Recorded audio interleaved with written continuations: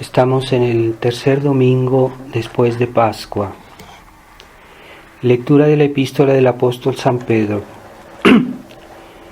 Carísimos, ruego-os que como extranjeros y peregrinos os abstengáis de los deseos carnales que combaten contra el alma.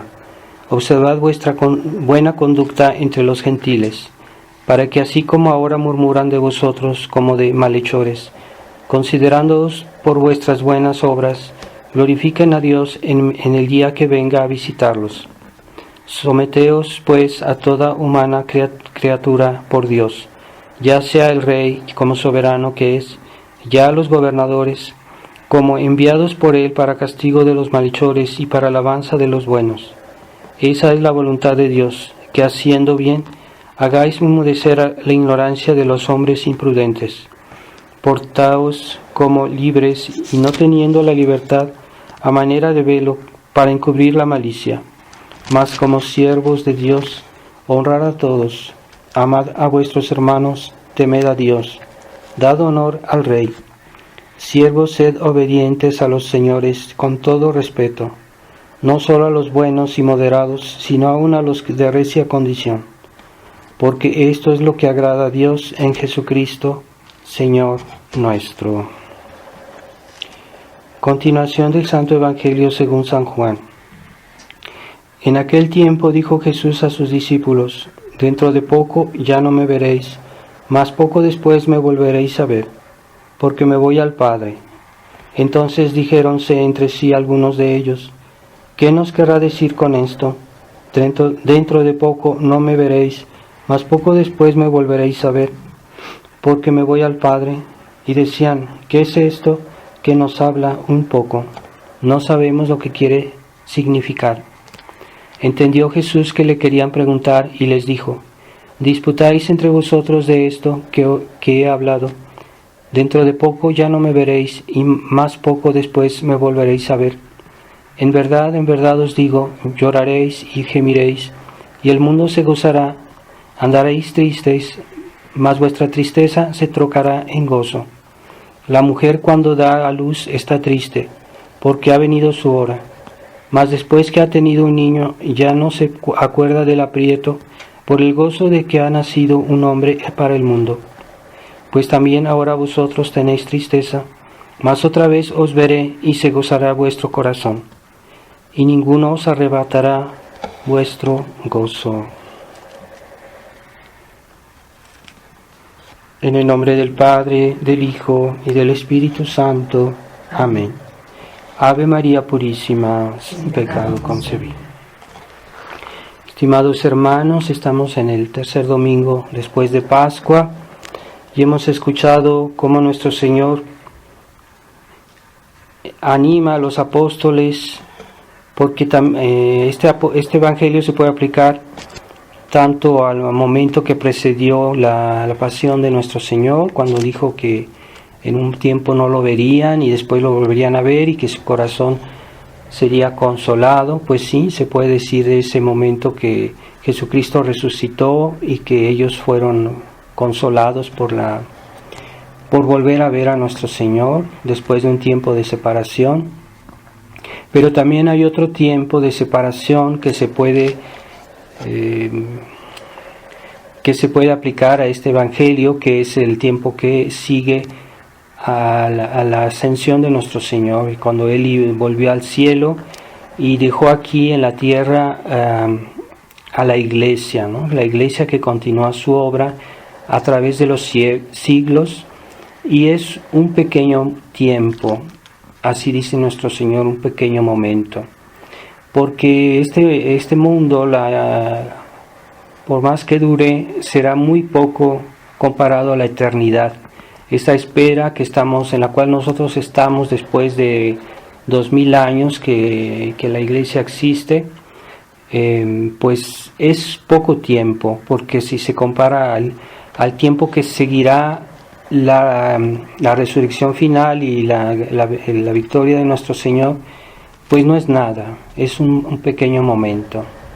Y así debemos considerarlo, no debemos atardarnos mucho en esta vida como si fuera algo definitivo, como si fuera algo que va a durar excesivamente mucho tiempo. Comparado con la eternidad no es nada. Nuestra vida completa, toda nuestra vida comparada con la eternidad que sigue, no es nada. Pero nuestro Señor nos anima a estar sometidos a su voluntad, a su ley, porque es la manera de que cuando venga el fin de este pequeño tiempo, pues Dios nos encuentre preparados, Dios nos encuentre en su gracia, y que podamos ir con Él a disfrutar, ¿verdad?, esta eternidad, ¿verdad?, como esa mujer que está encinta y que pues llegó su hora y que está sufriendo, pero ese sufrimiento es pasajero, y después será pues la alegría de una nueva vida que nos espera en el cielo. La importancia es entonces de tener conciencia de en qué estamos, en cuáles son los planes de Dios, y que nosotros nos sometamos a esos planes para que cuando venga ese momento crítico, ese momento que Dios va a separar el trigo de la cizaña, que Dios va a poner orden en este mundo, que Dios va a destruir todas las obras de soberbia de los hombres, de las cuales no quedará nada, serán destruidas por el fuego, y que este mundo que parece ser algo, actualmente que parece ser algo, es una apariencia que no tiene consistencia, y lo que sí tiene consistencia pues es nuestra fe, que a los ojos del mundo es algo muy frágil, ¿verdad? Nuestra fe, el mundo se burla de nuestra fe. El mundo se burla de que nosotros creamos, que nosotros hagamos obras de fe, por ejemplo, decir nuestro rosario, respetar la ley de Dios, venir a misa, recibir la hostia. El mundo se burla porque para eso al mundo le parece todo eso cosas insignificantes que no tienen consistencia. Sin embargo, las obras hechas por amor de Dios, animadas de la fe, tienen unos efectos eternos, ¿verdad? Y a un alma fiel, Dios también es fiel. A un alma que es fiel, a un alma que sigue la fe, que se respeta la ley de Dios, Dios es fiel a ella también, porque Dios no es quien va a ser infiel. Nosotros podemos ser infieles por nuestra fragilidad, por nuestra malicia, pero de parte de Dios no hay que temer esa fidelidad. Así que si Dios ha prometido una recompensa eterna, quiere decir que lo hará, una recompensa por estos pequeños actos, por estas cosas que parecen sin importancia, pero que están animadas de fe, de amor a Dios. Entonces son algo muy importante, y que tiene consecuencias muy grandes. Así que el mundo que pone su confianza en las cosas materiales, en la riqueza, en las cosas muy, muy visibles humanamente hablando, este mundo pues está en una ilusión, porque lo que hay de más consistente es Dios, lo que hay de más fuerte es Dios, lo que hay de más poderoso es Dios. Y la fe es estar sometido a Dios. Así que Dios pues es nuestra garantía, es nuestra fortaleza, es nuestro futuro, es el que Él va a hacer efectivo todo aquello que Él nos prometió. Pero ahorita en esta vida a veces no se ve mucho, se ve de una manera un poco velada, escondida, pero es real. O sea, una persona que tiene la fe es lo mejor que podía hacer, es lo más importante que podía hacer, es lo más eficaz que podría hacer. Aun si en esta vida no vemos, que a veces las personas que aman a Dios son perseguidas, a veces sufren, o sufren más que los demás, mientras que pues solo los que solo piensan en la felicidad material y terrena creen son aparentemente felices, pero es una felicidad de apariencia, porque en el corazón, su corazón está vacío de Dios, y esa es una gran miseria, de todas las miserias es la más grande, el hecho de no poseer a Dios, de no estar bien con Dios. Así que no debemos, el gran problema de los católicos ya desde principios del siglo XX es ese complejo de inferioridad respecto al mundo. Pensarse el mundo que es soberbio, que es presuntuoso, es arrogante, y que se creó una especie de complejo de inferioridad en algunos católicos o en muchos católicos que tenían ese complejo de inferioridad respecto al mundo, ¿verdad? Y los progresos de la ciencia, las cosas aparentes, las diversiones, todo eso hacía que esa especie de complejo de inferioridad, como si la vida cristiana no fuera superior en sí misma a todo eso, y que todas las cosas que existen en la tierra, como si no fueran propiedad de Dios, como si no fueran hechas por Dios, y que no debieran a Dios sumisión. Esa sumisión que es debida a Dios, no solo en el aspecto interior de los cristianos, de nuestros corazones, sino también en la vida exterior y social y material de este mundo. Todo eso debe estar sometido a Dios, debería. Entonces el mundo se arroga la propiedad de aquello que Dios creó, como si Dios no tuviera nada que ver o no tuviera derecho a exigir que toda la vida social y toda la vida humana estuviera sometida a sus leyes, a su voluntad. Entonces esa ilusión creó una especie de complejo en muchos católicos que estaban así como con una admiración por el mundo, por lo que es el mundo, y estaban como divididos porque querían servir a Dios y al mismo tiempo querían disfrutar de ese mundo pagano, de ese mundo incrédulo, de ese mundo que solo pensaba en la diversión, en los placeres, en la riqueza, y esa arrogancia que el hombre se vuelve como independiente de Dios, como que si no tuviera que darle cuentas a Dios, ¿verdad? Ese pecado de independencia, ¿no? De ese pecado del liberalismo, que es la misma cosa, ¿no? Ese liberalismo, liberarse de toda obligación, de toda opresión, de falsa opresión. Ese liberalismo ha hundido al mundo en la independencia primero de Dios, pero también de la Iglesia. Y ese es el gran drama de nuestra época. Si los católicos que se dicen que quieren defender la fe, que quieren defender la tradición, y todavía tienen un poquito de esa mentalidad que es finalmente la sabiduría del mundo, la sabiduría de la carne, entonces no han hecho todo el camino que debieran, porque no han purificado su corazón, su vida, de ese aspecto mundano que hundió a la Iglesia, porque de ahí viene la crisis de la Iglesia, es la admiración por el mundo.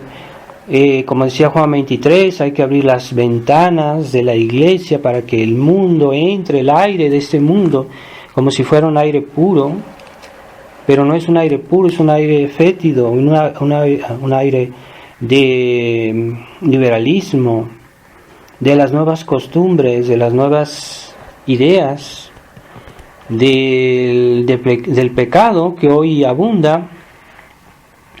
Entonces es impresionante como ver que algunos católicos no tienen miedo del mundo, o sea, de ese mundo que Jesucristo condenó, de ese mundo que Jesucristo os dijo que ustedes serán perseguidos porque no son del mundo. Jesucristo lo dijo. Y Jesucristo también dijo que no rezaba por este mundo. O sea que este mundo, en tanto que está sometido al liberalismo, al pecado, es enemigo de Dios y es enemigo de nuestras almas. Así que lo que viene del mundo hay que tomarlo con mucho cuidado. Hay cosas que no podemos seguir, que no podemos aceptar. Y es una manera de vivir, una manera de pensar, una manera de actuar, de la cual nos debemos purificar, ¿verdad? Esos tradicionalistas que tienen una actitud mundana, pues no han entendido nada, están fuera de lugar, o que se visten según las modas incorrectas de nuestra época. Pues yo no digo que todas las modas son malas, pero hay unas modas que no se pueden conciliar con nuestra vida cristiana, que son mundanas, que son superficiales y peligrosas. Así que hay que tener cuidado con todo eso. Si no se quiere si no se distingue dónde está la separación entre nuestra vida cristiana y la mentalidad mundana, pues es algo dramático, porque estamos expuestos a que nos contaminemos o nos dejemos llevar por eso, ¿verdad? Y ese mundo que ve la fe y las cuestiones de Dios como cosas secundarias. Yo hablo de todos esos católicos superficiales que han adoptado esa sabiduría del mundo. Entonces son católicos cuando les conviene, cuando les gusta, pero si hay algo que no les gusta, pues lo rechazan, ¿verdad?, de la vida cristiana, y así están jugando con la verdad, con el Evangelio. Así que como hoy, con esta falsa pandemia, que es ridículo cómo las personas tienen tanto temor y cómo se cuidan a una manera hasta absurda de cosas que no están probadas, o que aunque la haya no es así como la pintan, como dicen. Pero la Iglesia en tiempos de verdaderas pestes y epidemias, la Iglesia no se comportó así. Muchos santos, por ejemplo, ya había dado un ejemplo de San Carlos Borromeo, que con una peste en su ciudad, y él no dijo enciérrense y no hagan nada, y había mucha gente que moría. No es el caso hoy hay muchos casos que son falsos, que son gente que les pagan para que digan que su familiar murió del coronavirus, pero no es cierto. O sea, yo tengo varios testimonios de personas, testimonios directos. Eso está promovido, eso está financiado. ¿Con qué objetivo? Pues hay que ver, ¿verdad? Y entonces San Carlos Borromeo no decía a la gente enciérrense en su casa y no hagan nada, no ayuden a los enfermos, no ayuden. No, él decía vamos a salir, vamos a hacer una procesión y todo el pueblo va a venir a rezar, a pedirle a Dios misericordia. No estábamos así que no hay que tocarse, no hay que mirarse, no suprimieron ni las misas, ni las confesiones, ni las comuniones, y pues esa peste cesó después de esa procesión, después de esas oraciones, esas novenas públicas, comunitarias. Pues el Dios oyó y se acabó la peste, ¿verdad? También la famosa procesión de un papa en Roma, que cuando hubo una peste, me parece que era San Gregorio, pues había una peste en que la gente moría pues a cantidad. O sea, incluso en la misma procesión que él organizó, la gente a veces moría en la misma procesión. Pero cuando la procesión iba llegando ya al lugar del Vaticano, se vio a San Miguel Arcángel arriba de lo que es el castillo que hoy se llama San Miguel, el castillo de San Miguel, ahí se vio que el ángel infundaba su espada, como diciendo, el castigo de Dios ya cesó, y en ese momento se acabó la peste, ¿verdad? O sea, hay que creer en los medios sobrenaturales y no solo en medios humanos, que además son hipótesis, que algunos dicen, no, es que es así, uno se necesita la mascarilla, otros no se necesita, entonces, ¿qué hay que hacer? Pero los medios sobrenaturales no pierden su valor. Entonces, en México también hubo hace mucho tiempo una peste en todo el país, y moría mucha gente, muchísima gente moría. Pues fue cuando los obispos se reunieron y consagraron todo el país a la Virgen de Guadalupe, que cesó la peste. Cesó en todo el país. O sea, de una manera rapidísima. O sea, no podía sino ser un milagro. Entonces, curiosamente, durante todo el tiempo de la peste, los barrios que estaban alrededor de la villa de Guadalupe, nadie se enfermaba. Nadie ahí tenía la peste. Porque la Virgen quería decir, yo los estoy protegiendo. Entonces ahí nadie se enfermó. Pero ya después que hicieron los obispos el patronazgo de la Virgen de Guadalupe en todo México, cesó la peste en todo el país, ¿verdad? Entonces, bueno, hay medios sobrenaturales, ¿verdad? Que sirven también para protegernos de las calamidades que puedan pasar. Por ejemplo, en otros tiempos, cuando había plagas, los campesinos llamaban a un sacerdote para que hiciera las oraciones de la iglesia que están en el ritual, para que cesaran las plagas, y el padre hacía estas bendiciones y se morían todos los animales. Hoy ya la gente es incrédula. En lugar de llamar a un sacerdote para que bendiga los campos, para que bendiga, van a usar venenos, van a usar sustancias químicas que además son dañinas, que cuestan caras, y en eso sí creen, ¿verdad? Yo tuve un caso cuando estuve en Francia de una casa muy grande que estaba infestada de moscas, y no sabía uno de dónde venían, y por todos lados había moscas, una cosa impresionante. Y yo bendije esa casa, yo como yo lo hice, soy testigo, ¿verdad? Yo bendije esa casa con las oraciones que están en el ritual para ese fin. Pues al instante cesó. O sea, ya no había moscas. Se fueron todas. Ya no había en ningún lugar, ¿verdad? Entonces hay que creer, hay que tener fe. La iglesia tiene poderes que Dios le ha conferido no solo para perdonar los pecados, no solo para dar los sacramentos, sino también para dar bendiciones que nos ayudan. Y en eso hay que creer. O sea, Dios le dio ese poder a la iglesia. Y por ejemplo, el agua bendita tiene poder, hay que usarla. No es un acto de superchería o de superstición, como el presidente Obrador, hablando de los pequeños escapularios del detente, lo presentó como una superchería, una superstición. Pero no, todas las oraciones de la iglesia no son magia, no son superchería, es sacramental. Esos son sacramentales y Dios actúa. No es lo mismo que Dios actúe que el demonio actúe.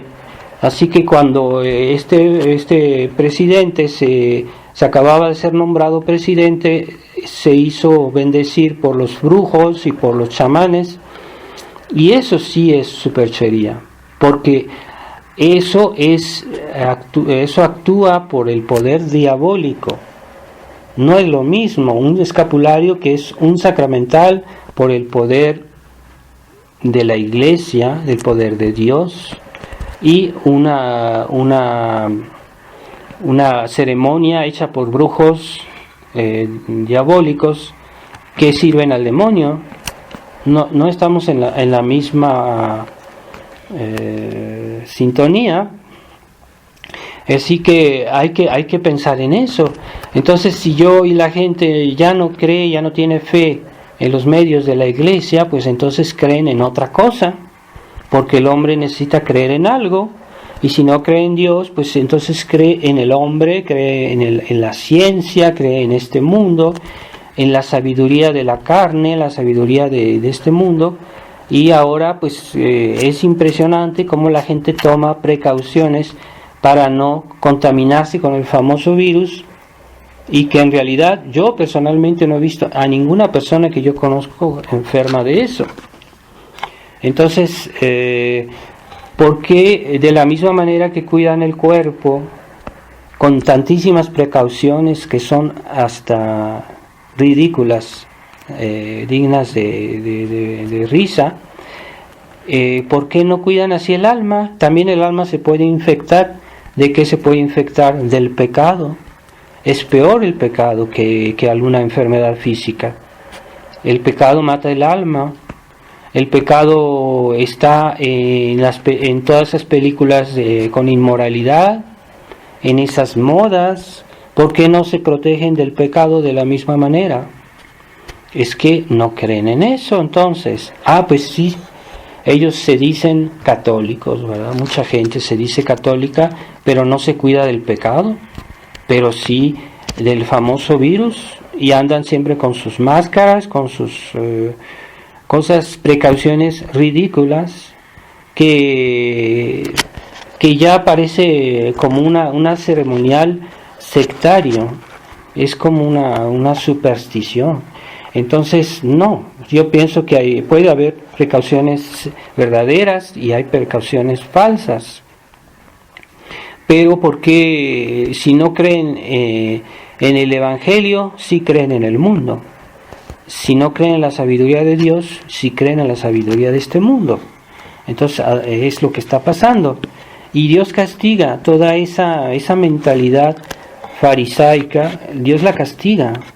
Entonces están induciendo los enemigos del mundo, los enemigos de la masonería, el sionismo, están induciendo a la gente a hacer todo esto para arruinar la economía de los países, no solo de México, de todo el mundo. Están arruinando las economías, están haciendo que las empresas quebren, que las empresas se arruinen y que las empresas cierren. Y entonces cuando ellos ya todo esto esté maduro, entonces ellos van a comprar, esos banqueros, esos usureros, van a comprar todas esas empresas quebradas a un precio derisorio, y entonces se van a quedar con toda la economía. Ese es el plan. Y mientras la gente siga oyendo estas falsas advertencias, van a seguir prolongando el periodo de este tiempo de aislamiento.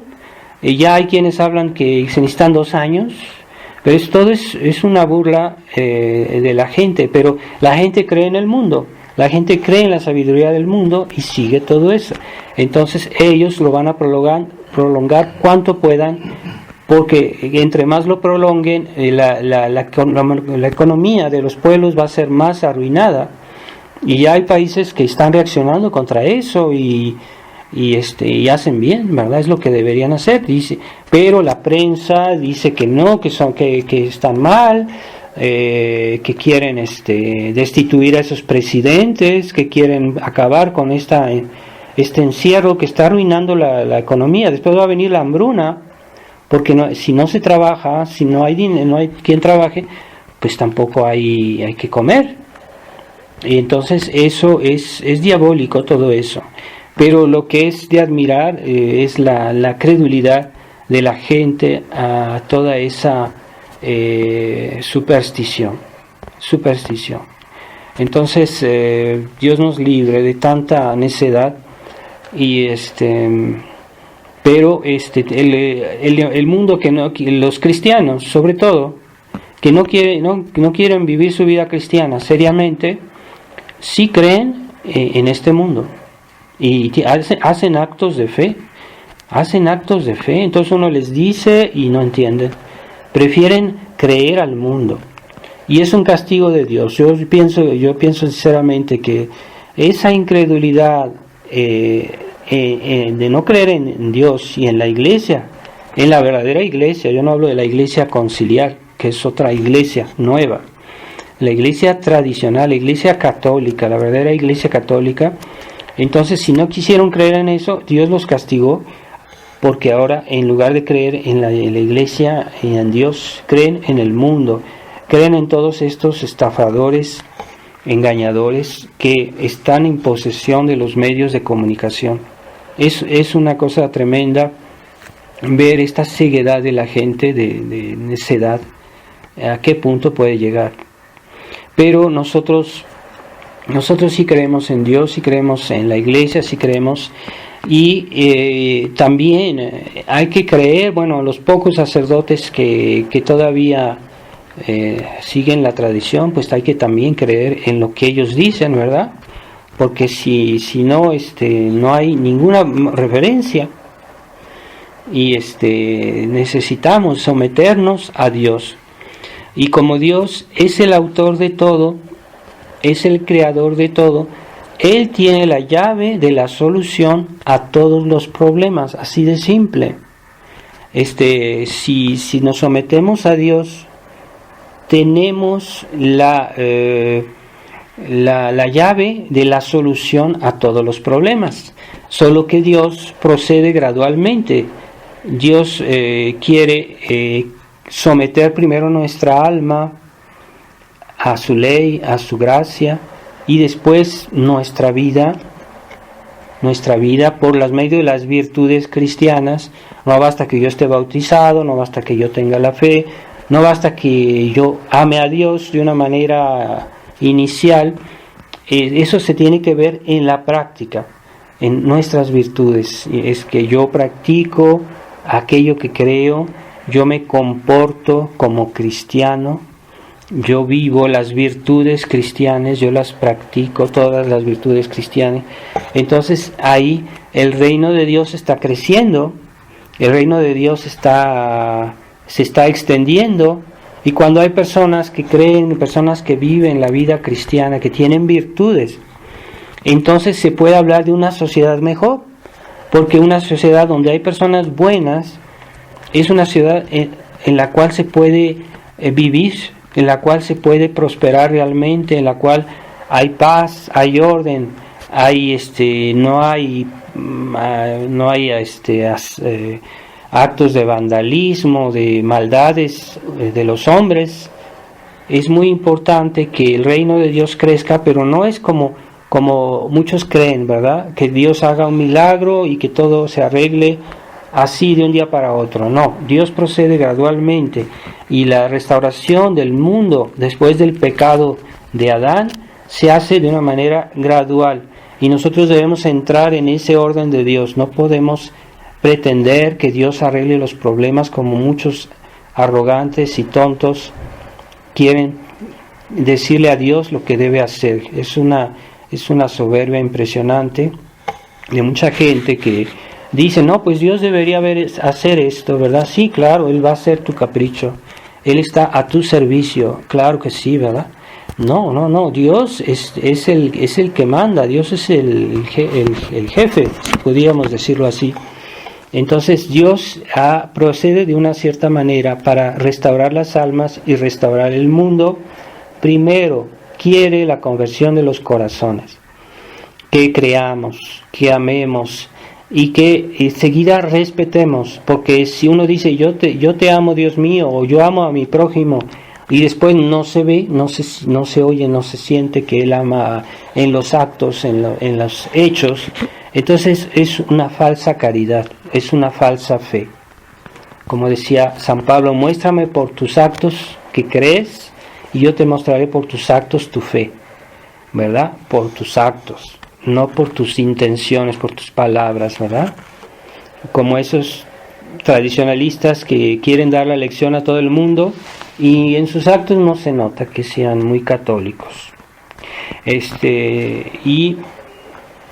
Entonces, cuando hay una persona que obedece la ley de Dios y vive la vida cristiana, automáticamente Dios lo bendice, Dios lo protege. Y si hay una sociedad que está compuesta de personas así, pues es una sociedad bendecida de Dios.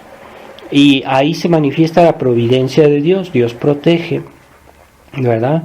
Hasta Dios es capaz de hacer milagros para proteger a esas personas, ¿verdad? Cuando los cristeros, que eran personas sencillas de campo generalmente, y pues querían defender a Dios y la causa de la iglesia, querían defender la misa, querían defender a los sacerdotes, querían defender a toda la vida cristiana, pues Dios se manifestaba, porque cuando ellos iban a pelear, pues había batallas milagrosas, en la cual caían como moscas los enemigos de Dios, y entre los cristianos no había muertos. Bueno, entonces la fe tiene sus efectos, ¿verdad? Porque Dios bendice a las personas que creen, ¿verdad? Entonces, cuando hay tradicionalistas que se comportan como incrédulos, ¿verdad? Y que están cuestionando todo lo que dice el sacerdote, pues esa gente no sirve para la causa de Dios. Entonces, y de esa manera cuando Dios vendrá a juzgar el mundo, entonces son aquellos que Él encontrará con una vida cristiana correcta, que se irán al cielo a vivir. Y entonces nuestros cuerpos que están sufriendo las consecuencias del pecado original, nuestros cuerpos que tienen enfermedades, que tienen defectos, que tienen tentaciones, que tienen la posibilidad de morir, ¿verdad? Todo eso es efecto del pecado original. Bien, los cuerpos serán restaurados y nuestro cuerpo será a imagen del cuerpo de Jesucristo resucitado, así de bello, así de hermoso. Y un cuerpo que no podrá sufrir, un cuerpo que no podrá morir, un cuerpo que no tendrá tentaciones, que no tendrá inclinaciones al pecado, al mal. Ya Dios restaurará eso, pero todo es en base a nuestra vida cristiana. Si nuestra vida es cristiana, si tenemos las virtudes, la fe, el amor a Dios, entonces nuestro cuerpo será más glorioso, nuestro cuerpo será mejor, nuestra felicidad será mayor en la otra vida. Así que todo es efecto de esa vida de fe que hoy practicamos. Así que no nos digamos, ¿de qué sirve que yo diga el rosario? Yo no veo nada, yo no veo efectos, yo no veo de qué sirve que yo respete los 10 mandamientos y pues no veo nada, no veo ningún efecto. Pues sí, lo tendrá, porque de ahí, en base a eso, será nuestra gloria en el cielo. Y también Dios va a destruir todas las obras mundanas de estos hombres de nuestra época que nomás viven para la materia, para satisfacer su soberbia. Todo eso será destruido y el mundo será renovado de otra manera. Será bellísimo la tierra después de la resurrección, porque Dios la restaurará, pero no será para los malos que quisieron hacerse propietarios de las obras de Dios. Ellos serán excluidos de todo eso y toda la obra de Dios será para los buenos, para aquellos que creyeron, que amaron y sirvieron a Dios. Que Dios nos mantenga en este propósito y que no nos haga flaquear, que no nos haga caer en ese complejo de inferioridad hacia este mundo podrido, este mundo impío que vivimos. Que no nos dejemos impresionar por la soberbia y la arrogancia de la gente moderna. Respetemos nuestra fe cristiana, la vida de la tradición, y no nos dejemos impresionar por el número. Es que nosotros somos muchos. No, es que delante de Dios no es el número que cuenta. Como Elías, estando una vez en el monte, le mandó toda una serie de personajes muy importantes de los judíos que para impresionar a este profeta de Dios, para impresionarlo, le mandó toda una serie de gente importante, y eran muchos. Y ellos le dijeron: hombre de Dios, el rey nos manda a verte.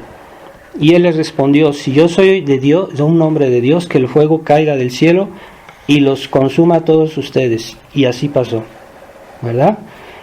No es una cuestión de número, Dios no es democrático, y Él basta para salvar o perder el mundo. Así que no nos dejemos impresionar por el número, o mucha gente que hoy sigue el desorden, el pecado. Nosotros no es eso que nos impresiona. Lo que nos debe impresionar es que es conforme a la ley de Dios, es conforme a la fe, es conforme a la tradición de la iglesia. Eso sí nos debe impresionar, porque ahí está la misión de Cristo, ahí está esa voluntad de Cristo que manifestó en la tierra, y si seguimos ese camino que Él nos trazó, estamos protegidos, estamos salvados. Aun si tuviéramos que sufrir el martirio, aun si tuviéramos que morir de la peor de las muertes, estamos protegidos, estamos salvados, estamos bajo Dios, bajo la garantía divina. Así que no hay que dejarse impresionar por las cosas exteriores de este mundo, por las riquezas, por el lujo, el fasto de este mundo material. Y vamos a pedirle a la Virgen Inmaculada, la Reina del Cielo, que ella fue la primera que vio a Jesucristo resucitado, porque ella fue la que creyó más, la que no dudó, la que tuvo fe, y que nunca flaqueó, aunque los apóstoles flaquearon, tuvieron miedo, dudaron. La Virgen María nunca pasó nada de eso. Fue la que más sufrió, pero no fue la que dudó en nada. Así que no nos venga a decir el Papa Francisco que la Virgen era una pecadora como nosotros. No, ella era inmaculada. Y en su inmaculada, en su alma inmaculada no cabía ni el pecado mortal, ni el pecado venial, ni ninguna imperfección. Era la obra más maravillosa que Dios ha hecho en la tierra. Después de Jesucristo, la Virgen María es la Inmaculada Concepción. Ave María Purísima, sin pecado concebida. En el nombre del Padre, y del Hijo, y del Espíritu Santo. Amén.